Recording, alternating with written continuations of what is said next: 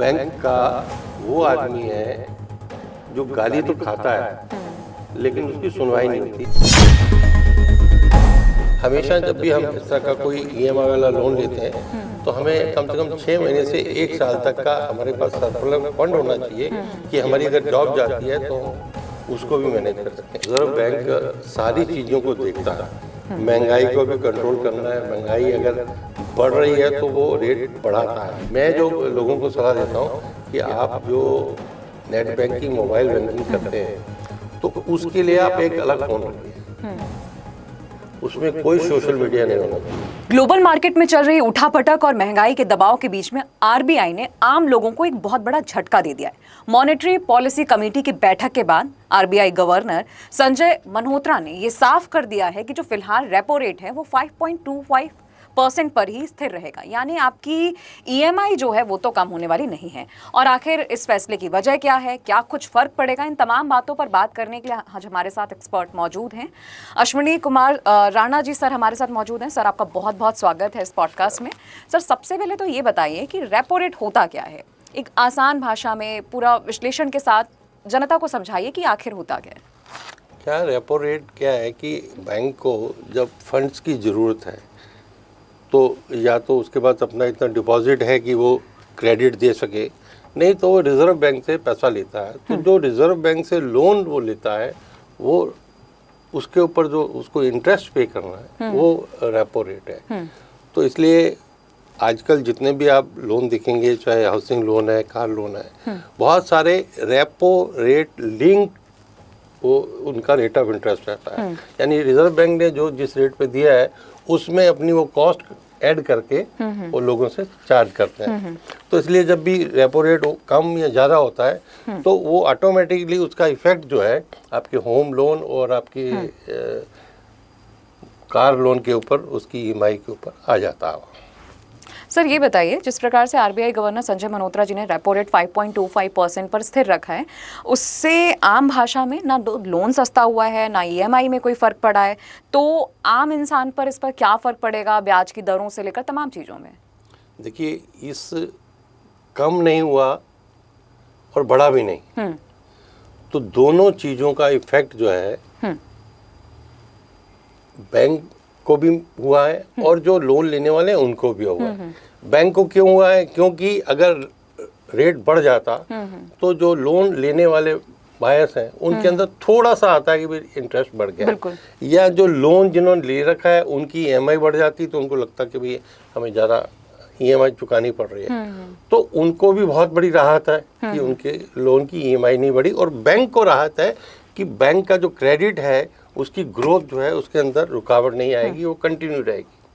जो home buyers हैं चाहे उनको भी लगता है कि आज सस्ता है तो आप ले लीजिए। अगर वो बढ़ जाता तो वो सारी चीज़ों को देखते हुए, ग्लोबल सिनेरियो को देखते हुए, महंगाई को देखते हुए, हालांकि महंगाई जब भी बढ़ती है तो उसको कंट्रोल करने के लिए रेट ऑफ इंटरेस्ट बढ़ाया जाता है कि भाई, लेकिन यहाँ ऐसा कुछ नहीं किया गया। सर ये बताइए, जो लोग अभी फिलहाल सोच रहे हैं कि या तो होम लोन लेना है, किसी को गोल्ड लोन लेना है, तो जो लोग नया लोन लेने का सोच रहे हैं उनके लिए क्या सजेशन है? अभी लोन लेना सही रहेगा या फिर उन्हें बाद में लेना चाहिए? देखिए, अभी लोन लेना बहुत अच्छा है क्योंकि अभी बहुत कम है रेट। और मेरे को ये लगता है कि अगर आज रेट कम है तो आप फ्लेक्सिबल में मत जाइए, आप फिक्स ऑप्शन रखिए कि इससे कम और बहुत ज़्यादा लोन रेट ऑफ इंटरेस्ट होगा नहीं। तो आप फिक्स करके चलेंगे तो बढ़ेगा या घटेगा तो आपको कोई फर्क नहीं पड़ेगा।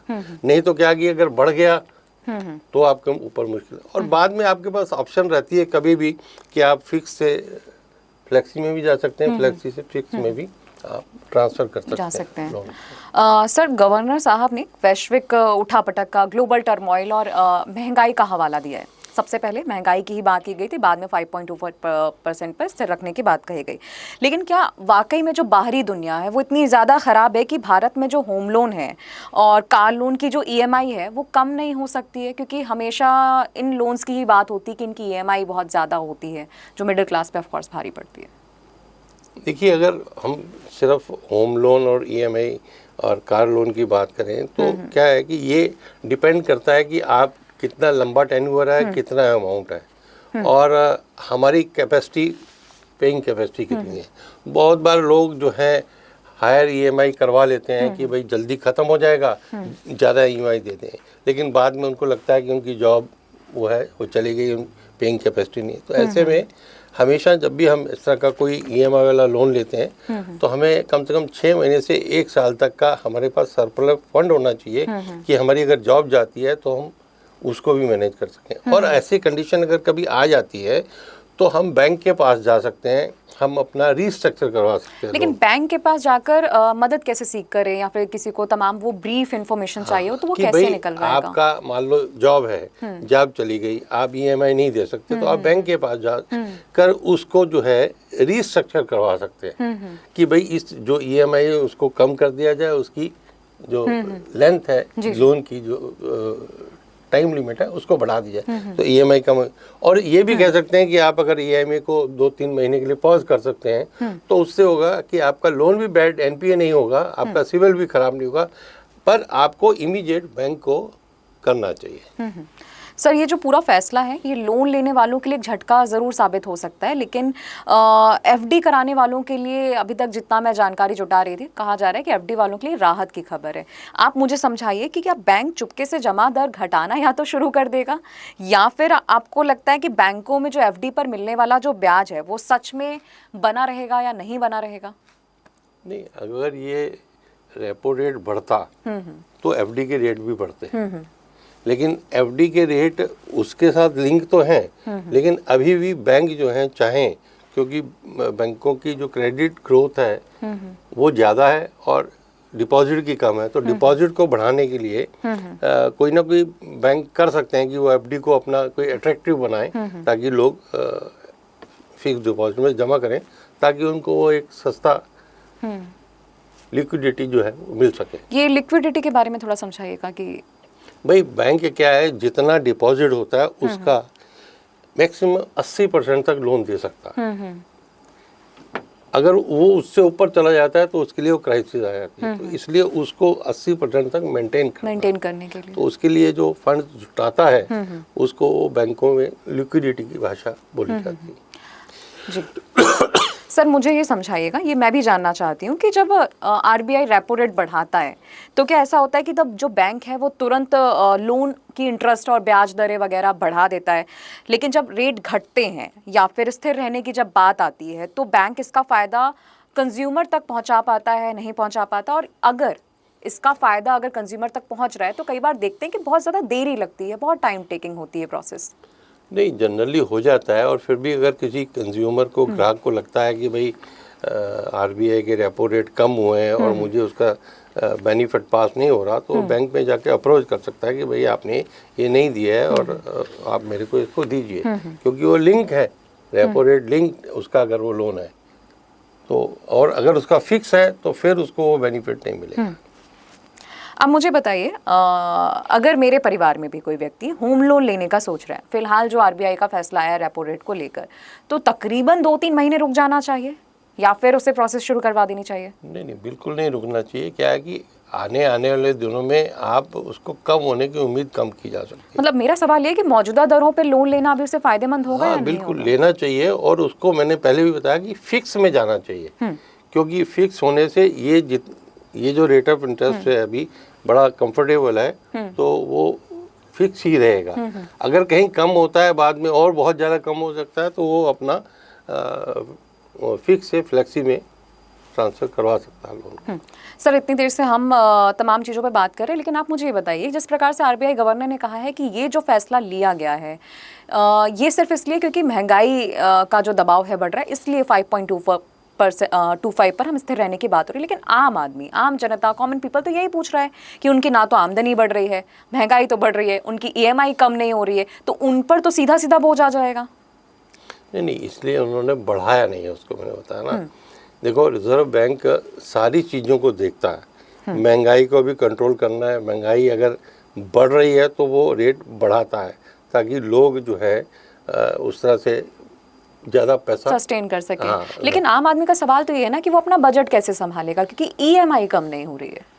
नहीं, ईएमआई कम, देखो महंगाई होने के साथ ईएमआई कम होना जो है और उसके साथ साथ ग्लोबल सिनेरियो भी ऐसा है, क्योंकि देखिए महंगाई जो बढ़ रही है उसका दो कारण है, एक एनर्जी है और दूसरा फूड आइटम्स है। मतलब इसके कारण से सारी चीज़ों के ऊपर महंगाई जो है वो दिख रही है। अब एनर्जी इंडिया की कंट्रोल में नहीं है, वो इंटरनेशनल सिनेरियो है।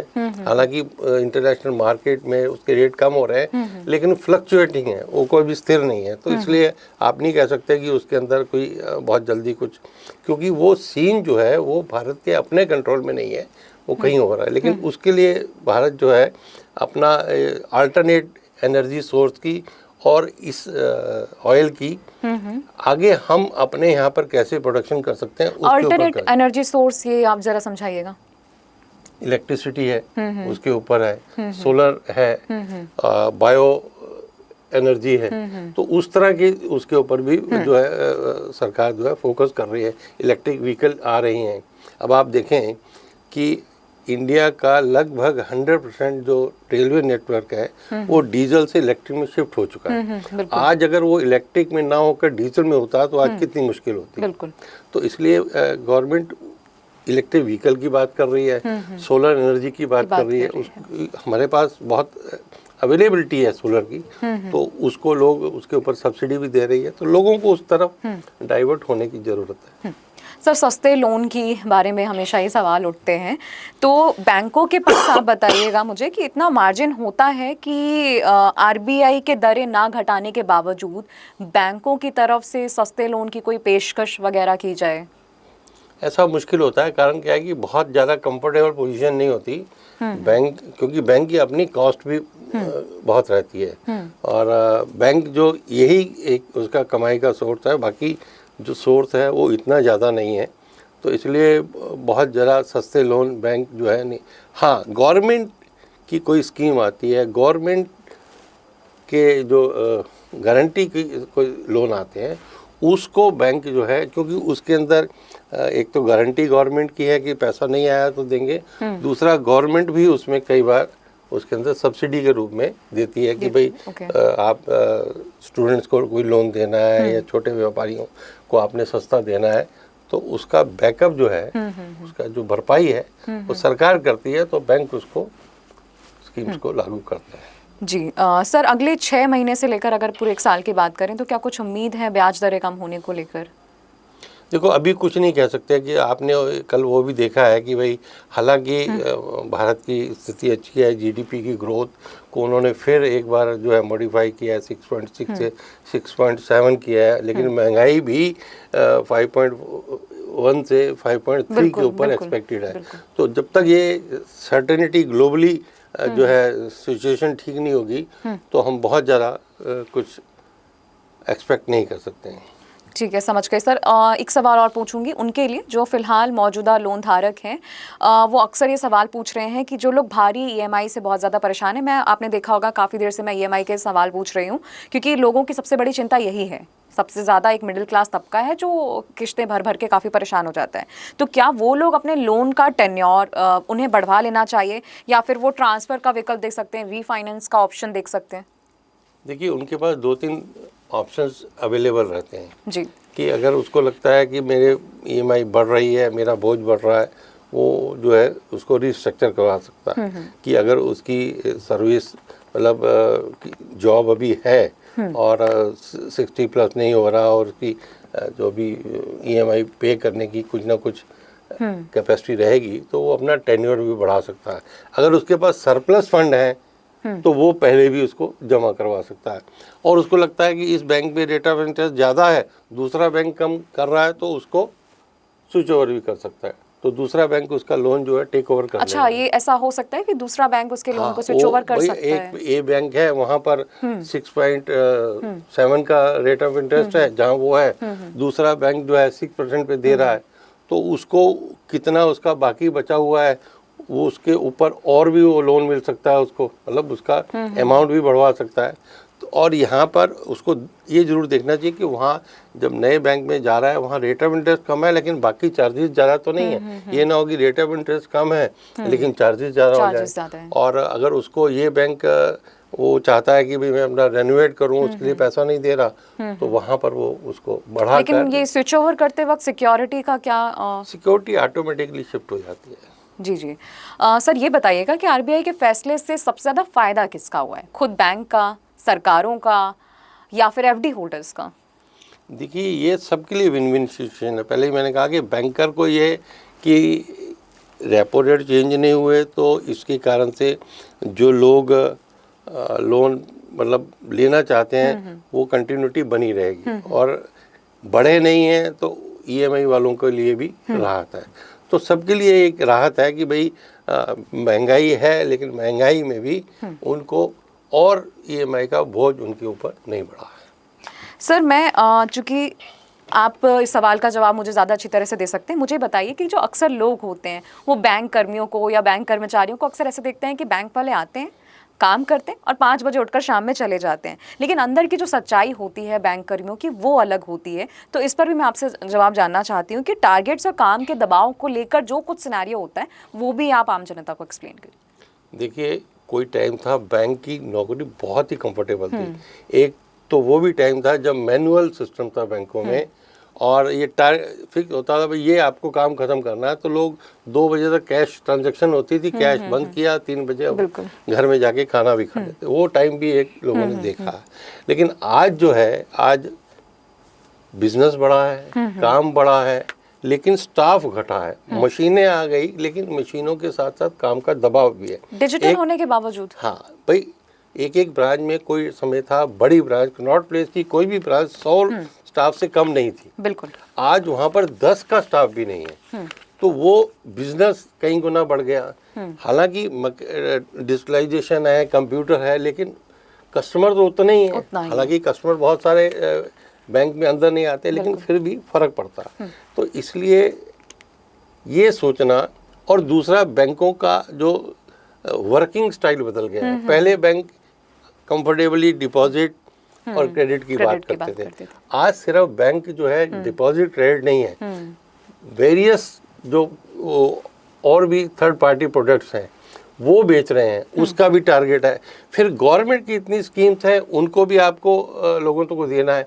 तो मतलब बैंक सिर्फ बैंक नहीं रह गया, बिल्कुल बैंकिंग को छोड़कर सारे काम कर रहे हैं, और उसका बोझ निश्चित रूप से कर्मचारियों पर है, क्योंकि कर्मचारी कम है, काम ज़्यादा है, और टारगेट ओरिएंटेड जो है नौकरी हो गई है कि आज ये 5 खाते आपको इस प्रोडक्ट के खोलने ही हैं, नहीं तो आप शाम को सिस्टम नहीं बंद कर सकते। बिल्कुल।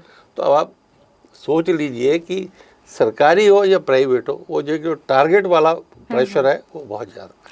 5 डे वर्किंग की भी मांग होती है, तो इसको लेकर क्या कहेंगे? क्योंकि ऑफ कोर्स एम्प्लॉयज को 2 छुट्टियां तो चाहिए होती हैं, चाहे वो बैंक कर्मचारी क्यों ना हो। पूरा जो फाइनेंशियल सेक्टर है, चाहे नेशनल हो, इंटरनेशनल हो, रिजर्व बैंक हो, इंश्योरेंस सेक्टर हो, शेयर मार्केट हो, सब 5 डे काम करते हैं। तो और बैंक वालों को क्यों नहीं?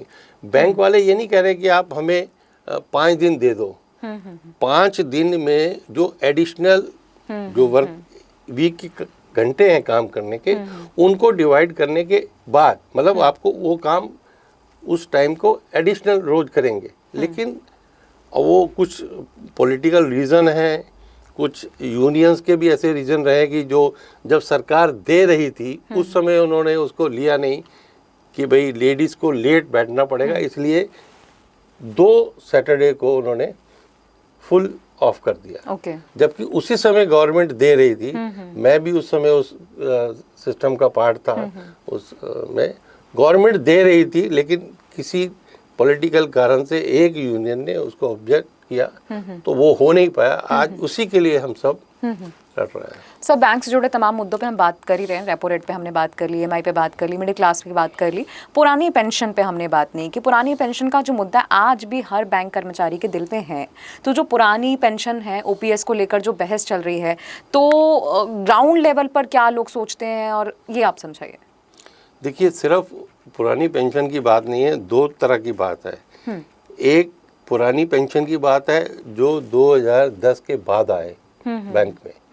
2010 से पहले आपको फिक्स्ड पेंशन थी कि भाई ये जो है आप 60 साल की नौकरी करेंगे, उसके बाद आपको पेंशन मिलेगी। लेकिन इसके बाद सरकार ने भी तय किया कि भाई हम एनपीएस देंगे। एनपीएस देंगे, राइट। मेरे हिसाब से एनपीएस उन लोगों के लिए अच्छा है जो लोग जॉब को परमानेंट नहीं रखना चाहते। आप देखिए आज जो हमारे जेंजीज हैं या यूथ है, वो एक जगह टिक के काम नहीं करना बिल्कुल चाहते। बिल्कुल। अगर वो पहले अगर वो वाली पेंशन हो, ओपीएस हो, और 5 साल के बाद नौकरी छोड़ जाए तो वो जो 5 साल का उनका क्रेडिट है खत्म हो जाएगा। लेकिन यहाँ पर उन्होंने जो 5 साल में एनपीएस में अपना कंट्रीब्यूशन उनका है और मैनेजमेंट का है, वो उसको साथ में कैरी करते हैं। इसलिए बार बार, लेकिन मैंने जो सवाल पूछा था सर कि पेज कहाँ फंस रहा है पुरानी पेंशन स्कीम के लेकर जो पेज बात हो रही वो भी है। एक तो वो कॉस्ट बहुत है, सरकार के हिसाब से वो बहुत बड़ी कॉस्ट है, सरकार उसको नहीं देना चाहती। इसमें भी अच्छा भला दे रही है। 10% आप कंट्रीब्यूट करते हो, 14% एम्प्लॉयर आपका कंट्रीब्यूट कर रहा है। एक अच्छा खासा आपका जो है फंड जो है जनरेट हो रहा है, और उसको आप बाद में अवेल कर सकते हो, बीच में भी जरूरत पड़े तो ले सकते हो। तो एक सिर्फ ओपीएस कहकर, अब ओपीएस वालों की भी आप सुन लीजिए, उससे पहले वाले जो लोग हैं बैंक में पर्टिकुलर, उनकी पेंशन, जैसे गवर्नमेंट की पेंशन हर उनके वेज रिविजन के साथ, पे कमीशन के साथ रिवाइज हो जाती है, लेकिन बैंक वालों के नहीं होती। अच्छा। जो बैंक वाले, चाहे वो जनरल मैनेजर था या चपड़ासी था, उसकी जब रिटायरमेंट पे जो पेंशन थी, आज भी वही बेसिक पेंशन है, सिर्फ डीए बढ़ रहा है। वो अपनी लड़ाई लड़ रहे हैं कि ओपीएस होते हुए भी उनको जो है जस्टिफिकेशन नहीं मिल रहा। उसके ऊपर कोर्ट में चल रहे हैं, सरकार से बात चल रही है।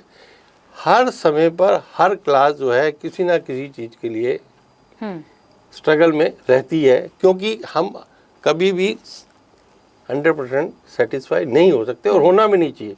अगर सेटिस्फेक्शन हो गई तो फिर जीवन जो है लगता है कि भाई चलो ख़त्म हो गया। तो इसलिए वो चीज़ें, कुछ चीज़ें छोड़नी पड़ती हैं, लेकिन कुछ चीज़ों को लगातार उसके ऊपर फोकस करके स्ट्रगल करते हैं। सर, मॉनेटरी पॉलिसी पे हमने बात नहीं की थी। आरबीआई हर कुछ महीने में एक मॉनेटरी पॉलिसी लेकर आ जाता है। कभी रेपो रेट बढ़ा दिया तो कभी खबरें आती हैं कि रेपो रेट स्थिर रख दिया, जैसे इस बार रेपो रेट स्थिर रखा गया है।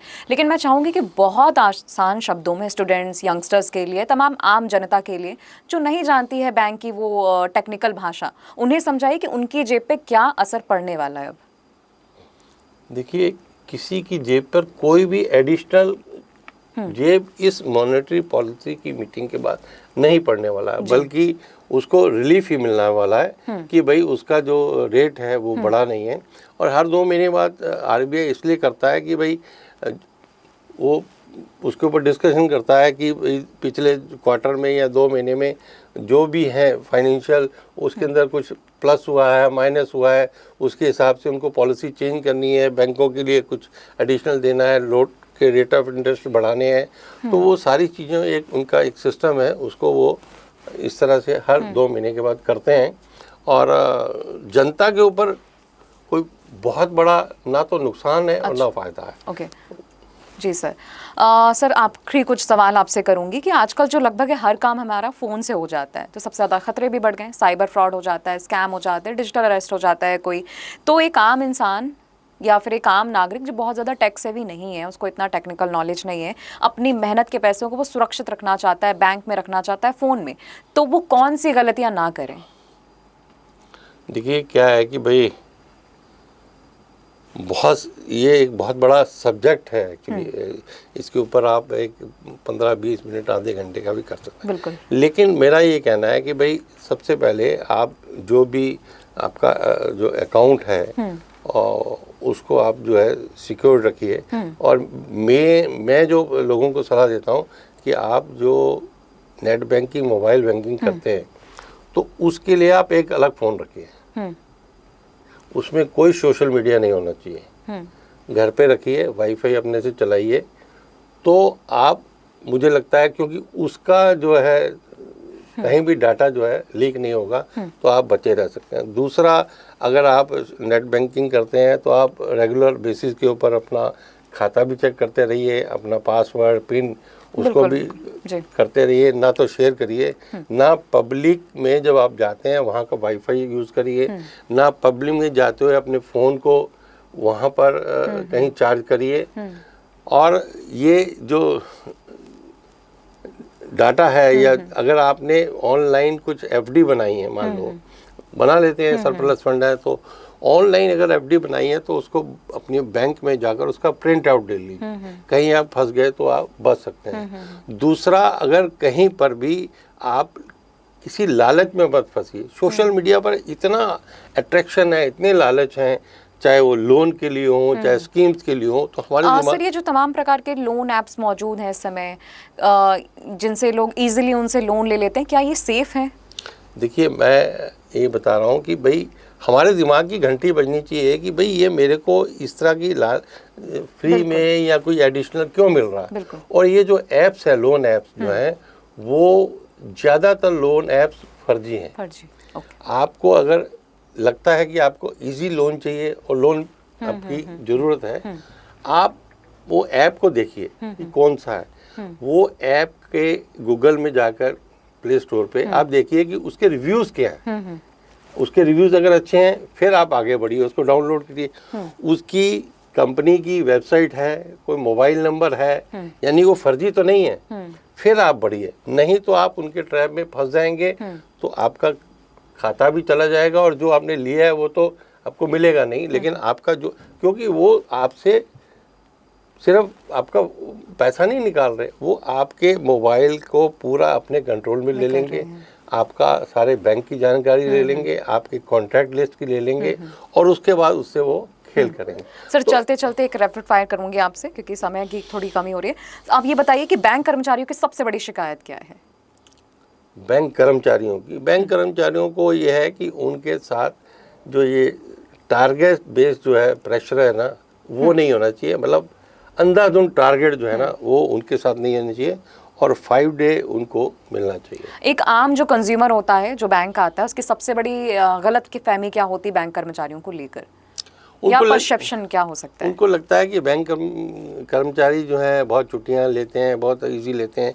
आजकल एक और नया कंसेप्ट आया हुआ है कि भाई बैंक में जाओ तो वो खाना खा रहे हैं, कुछ कर रहे हैं। आप अगर मानेंगे तो आज बैंक में लंच टाइम नहीं है फिक्स, मतलब पूरे 10 बजे से 5 तक या 4 बजे तक की वर्किंग है। अब वो 5 लोग हैं, लंच टाइम कुछ कोई तो करेगा। अब कैश वाला अगर लंच पे आधा घंटा ब्रेक ले लिया तो उसकी जगह कोई दूसरा आदमी कैश में नहीं बैठ सकता। तो आप ऐसा एक्सपेक्ट नहीं कर सकते कि उस टाइम पर वो अवेलेबल है। अरे भाई, वो भी इंसान है। सर लंच टाइमिंग से सवाल आ रहा है कि अक्सर हम सरकारी बैंकों में लंच टाइम वाला जो किस्सा अक्सर सुनते हैं कि लंच टाइम हो गया तो फिर बाहर जो कंज्यूमर्स हैं, ग्राहक है, बैठ के वेट कर रहे होते। तो दोनों बैंक में बेहतर कौन है, सरकारी और प्राइवेट? देखिए, सरकारी बैंक जिस तरह से जो सुविधाएं हैं वो आम नागरिक को दे रहा है, जियो बैलेंस अकाउंट भी खोल रहा है। आप जाओ प्राइवेट बैंक में, पिछले साल ही कितना करोड़ रुपए, 1000 करोड़ जो है इन प्राइवेट बैंकों ने मिनिमम बैलेंस के नाम पे कमाए। वहां आप जीरो बैलेंस खोल सकते। उनके पास सिलेक्टेड कस्टमर्स हैं, वो जो बैंकिंग दे रहे हैं ना सर्विस, वो सिलेक्टेड लोगों को दे रहे हैं। लेकिन ये सरकारी बैंक आम नागरिक को जो है सरकारी योजनाएं भी दे रहे हैं, उनको बैंकिंग भी दे रहे हैं, हर चीज़ उनको दे रहे हैं। तो यहाँ का पर एम्प्लॉय बिजनेस और पर एम्प्लॉय जो कस्टमर है वो प्राइवेट बैंकों से कहीं ज़्यादा है, यानी ज़्यादा काम कर रहे हैं और वो काम कम कर रहे हैं। लेकिन उनके पास अलग तरह का क्लाइंटेज है, इनके पास ग्राहकों को। सब बैंकिंग सेक्टर का सबसे बड़ा अनसंग हीरो कौन है, मतलब जिन्हें हमेशा अनसुना किया जाता है, अनहर्ड किया जाता है? वो बैंक का वो आदमी है जो गाली तो खाता है लेकिन उसकी सुनवाई नहीं होती। आज भी मेरे पास बहुत सारे ऐसे बच्चों के फ़ोन आते हैं। आप देख लीजिए कि हर बैंक में जो एक सफाई कर्मचारी है वो परमानेंट नहीं है, कॉन्ट्रैक्ट पर है। 10,000 रुपये उसको मिलते हैं, वो 12 घंटे बैंक के लिए काम करता है, ना उसको कोई फैसिलिटी मिलती है ना कुछ है, वो परमानेंट है। कितने सालों से वो टेम्परेरी है।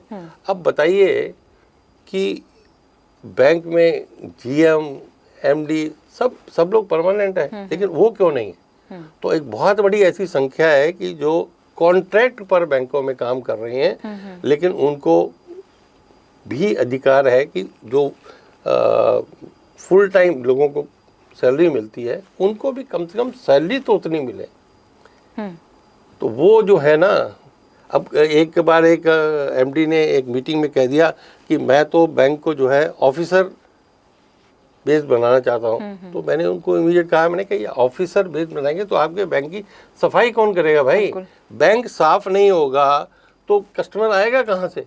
तो हर आदमी का रोल है, चाहे वो सफाई वाला है या जो एमडी है, हर आदमी का अपना रोल है। लेकिन किसी के रोल को भी आप इग्नोर नहीं कर सकते। लेकिन आज वो जो नीचे वाला है वो बहुत इग्नोर है। सर चलते चलते आपसे आखिरी सवाल करूंगी, उन युवाओं के लिए आप क्या मैसेज देंगे जो युवा बैंकिंग सेक्टर में अपना करियर बनाने का सोच रहे हैं, सपना देख रहे हैं बैंक में अपनी नौकरी का, उनके लिए क्या मैसेज देंगे?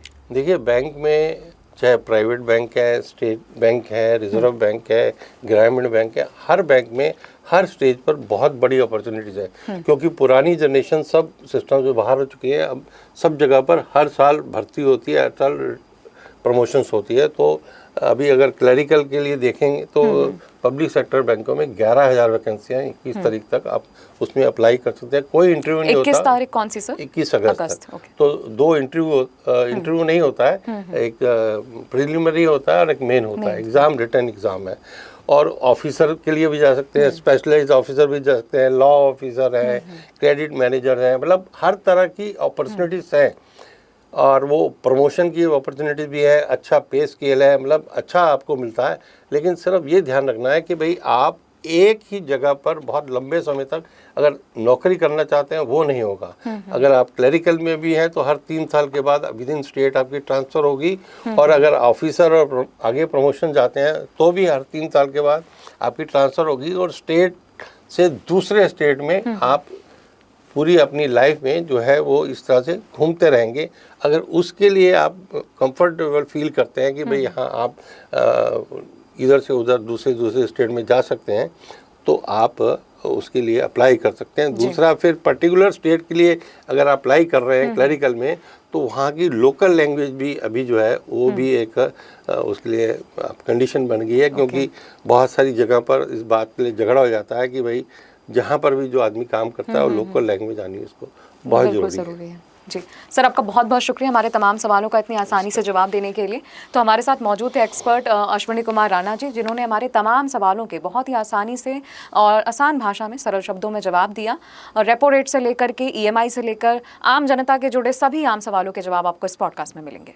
खबरों की स्वतंत्र आवाज सुनने और देखने के लिए सब्सक्राइब कीजिए TFM यानी द फ्रीलांस मीडिया।